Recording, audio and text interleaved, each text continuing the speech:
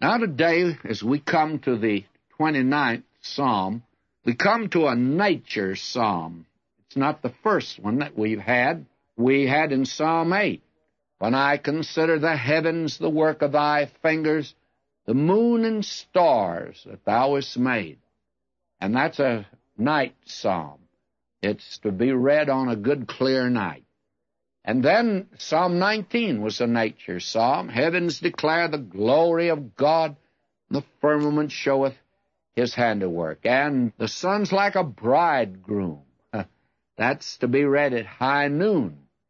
And it's a daytime psalm. But Psalm 29 is a psalm for the storm, because this is a psalm that describes a storm. And here you have, during a storm, the gloom of a tempest, the thunder rolls, the lightning flashes, and there's terror on every side. This is a storm like several years ago, I don't know how long ago, it wasn't too long ago, when Camille hit the Gulf Coast down the other side of New Orleans, around Gulfport, Mississippi. And that hurricane hurled its might against the coast there and did millions of dollars worth of damage. And in an apartment there, a group of couples decided to have a hurricane party. It was a great big beer bus. They all began to drink and I suppose got drunk.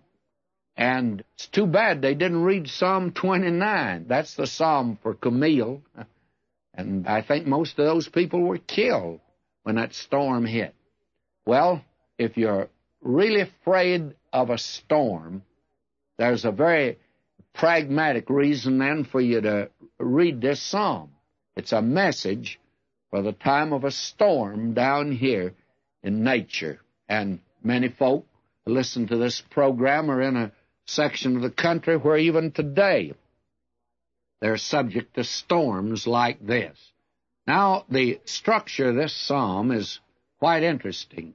Fact of the matter is, we have the structure of it, and I'd like to look at it like this. First, the structure of the psalm, the setting of the psalm, and the subject of the psalm. Now, in Hebrew poetry, and this is Hebrew poetry of the highest order, Ewald said this psalm is elaborated with a symmetry of which no more perfect specimen exists in Hebrew. And Delitzsch called this psalm the Psalm of the Seven Thunders. And he mentioned the fact it's the time of a thunderstorm. And Dr. Pironi said this psalm is a magnificent description of a thunderstorm. Its mighty march from north to south, the desolation and terror which it causes, the peal of thunder, the flash of lightning, the gathering fury, and lull of the elements are vividly depicted. And end of that quotation. So this is a psalm that is a psalm of Hebrew poetry and describing a storm. Now, Hebrew poetry is not attained by rhyming. That's the way we get poetry today, words that sound alike. Here's an example. It's one of these little ditties. I shoot the hippopotamus with bullets made of platinum.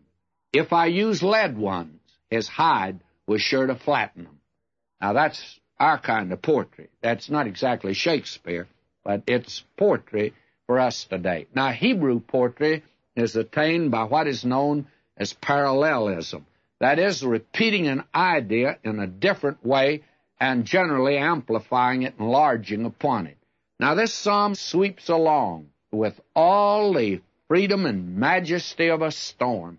There's sort of a lilting triumph here, a glorious abandon, a courageous exultation. Now, I divide this psalm here into the prologue and the epilogue and the subject. The first two verses are a prologue, and when you read those, it goes like this. Here's the prologue. Give unto the Lord, O ye mighty, give unto the Lord glory and strength. Give unto the Lord the glory due his name. Worship the Lord in the beauty of holiness.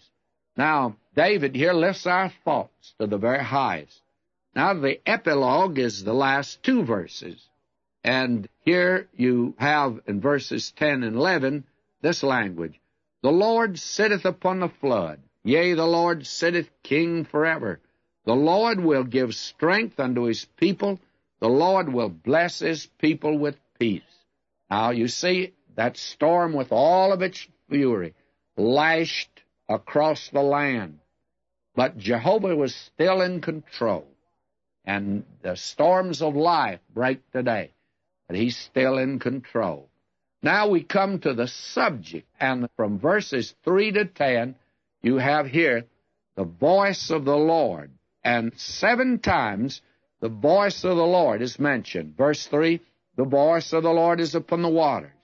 Verse 4, the voice of the Lord is powerful. The voice of the Lord is full of majesty. The voice of the Lord breaketh the cedars. Yea, the Lord breaketh the cedars of Lebanon. Now, that is the division that we have. Now, we've said a word about the beginning and the end, and notice the setting here of the psalm. Now, David wrote this psalm, and he was an outdoor man. He was not bottled up in an office, or not held down to a throne. He was not outdoors here, however, because when this storm came, he was in Jerusalem. Jerusalem was beautiful for situation. He was up at Mount Zion, the highest point, had a palace of cedar. He could view the whole land, and he could look up yonder to the northeast, and he could see this cloud that was beginning to gather, and a storm was getting ready to break. I think that most of us are acquainted with the geography of the Holy Land, and if you're not, why don't you turn right now to the map in the back of your Bible? And we're told here something about the waters. The voice of the Lord is upon the waters. The God of glory thundereth. The Lord is upon many waters. Now, the Mediterranean Sea, as you look at your maps, on your left.